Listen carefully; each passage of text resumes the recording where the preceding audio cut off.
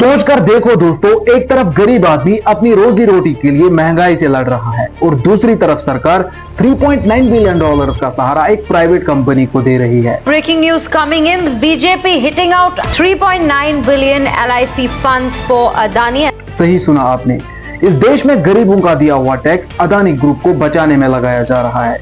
क्या यही सबका साथ सबका विकास है, या फिर ये सबका टैक्स और सिर्फ अदानी का विकास हो रहा है? सबका साथ सबका विकास, सबका साथ सबका विकास। वाह रे मोदी, जिस देश में लोग सिलेंडर और बिजली के बिल के लिए परेशान हैं, उस देश में सरकार 3.9 बिलियन डॉलर्स का सहारा एक प्राइवेट कंपनी को दे रही है ताकि एक बिजनेस एम्पायर गिरते हुए संभल जाए। क्या यह है नया विकास मॉडल, जहां गरीबों से टैक्स लिया जाता है और अमीरों को पैसे दिए जाते हैं? क्या लोगों के पैसों का हिसाब देना जरूरी नहीं है, या फिर इस देश के प्रधानमंत्री के दोस्तों को सबसे पहले बचाया जाएगा, चाहे उसके लिए गरीबों का पेट ही क्यों ना काटना पड़े? अब ये कहानी सिर्फ एक कंपनी की नहीं है, बल्कि एक ऐसे सिस्टम की है जहां टैक्स तो गरीब भरता है लेकिन अमीर फायदा उठाता है। आखिर कैसे अदानी ग्रुप को मोदी सरकार ने 3.9 बिलियन डॉलर्स का सपोर्ट प्लान बना कर दिया, और इस कहानी का असली राज क्या है? चलिए जानते हैं दोस्तों इस सारे मुद्दे को आज की इस वीडियो में। सबसे पहले ये सारा मामला तब सामने आया जब वॉशिंगटन पोस्ट ने एक बड़ी रिपोर्ट पब्लिश की। इस रिपोर्ट के अकॉर्डिंग मोदी सरकार के कुछ सीनियर ऑफिसर्स ने एक प्लान बनाया था जिसमें भारत की सबसे बड़ी सरकारी insurance company life insurance corporation of India या LIC के पैसों से अदानी ग्रुप को फाइनेंशियल सपोर्ट देने का प्लान बनाया था। ये पैसा इतना ज्यादा था कि इसमें आप 150 से ज्यादा फाइटर जेट्स और 30,000 से ज्यादा मर्सिडीज कार्स खरीद सकते हो।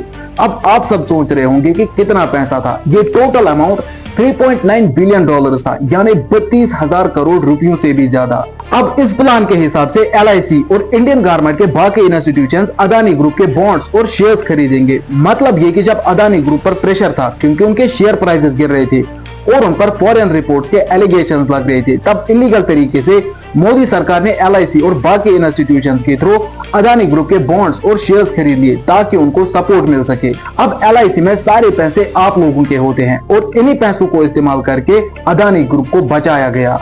अब यहाँ तक तो सब नॉर्मल था, लेकिन इंटरेस्टिंग बात ये थी कि ये सिर्फ एक बिजनेस डील नहीं थी, क्योंकि इसमें नीति आयोग और गवर्नमेंट एडवाइजर्स भी शामिल थे और इनका कहना था अदानी के प्रोजेक्ट्स भारत के इकोनॉमिक गोल्स के लिए बहुत ही ज्यादा इंपॉर्टेंट है, जैसे पोर्ट्स, एनर्जी, इंफ्रास्ट्रक्चर, ये देश से जुड़े हुए सेक्टर्स हैं। लेकिन असली कहानी और सच कुछ और ही है। देखो, जब सरकार किसी प्राइवेट कंपनी के लिए इतना बड़ा सपोर्ट प्लान कर दिया है और उसमें आम जनता का पैसा इस्तेमाल करती है, तो ये सीधा क्रॉनी कैपिटलिज्म कहलाता है।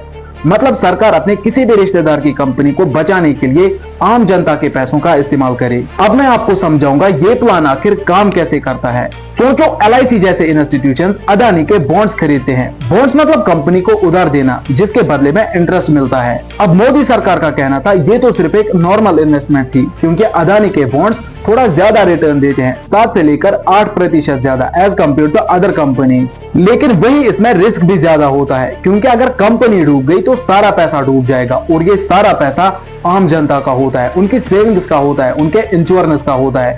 और मोदी सरकार ने गरीब लोगों की इन्हीं सेविंग्स को उड़ा दिया। अब देश की जनता तो हर साइड से लूट रही है, लेकिन ऐसे में सवाल कौन उठाएगा? तो सामने आती है अपोजिशन पार्टी। अपोजिशन पार्टी ने इस पर सवाल उठाया और इस सारे प्लान को हिडन बेल आउट बता दिया। अपोजिशन पार्टी ने JPC यानी ज्वाइंट पार्लियामेंट्री कमेटी की डिमांड की ताकि सारे मुद्दे की इन्वेस्टिगेशन की जा सके। लेकिन अदानी और LIC दोनों ने इस रिपोर्ट को गलत बता दिया और कहा कि उन पर कोई सरकारी प्रेशर नहीं था और हमारी इन्वेस्टमेंट्स हमेशा फाइनेंशियल मेरिट पर होती है। पर दोस्तों, कहानी यही खत्म नहीं होती। रिपोर्ट्स के मुताबिक मई 2025 में अदानी पोर्ट्स ने एक बॉन्ड इशू किया था 580 मिलियन डॉलर्स का, जिसमें इकलौता इन्वेस्टर LIC था। अब खुद सोच कर देखो, जब एक सरकारी इंस्टीट्यूशन एक ही प्राइवेट ग्रुप के बॉन्ड्स और शेयर्स खरीदते हैं तो सवाल उठना बनता ही है। अब मोदी सरकार का ये जस्टिफिकेशन था कि ये मार्केट कॉन्फिडेंस को रेस्टोर करने के लिए किया गया, ताकि फॉरेन इन्वेस्टर्स को ये मैसेज मिले कि इंडियन गवर्नमेंट अपने नेशनल चैंपियंस के साथ है। लेकिन अपोजिशन ने कहा कि नेशनल चैंपियन या फिर पॉलिटिकल फेवरेट,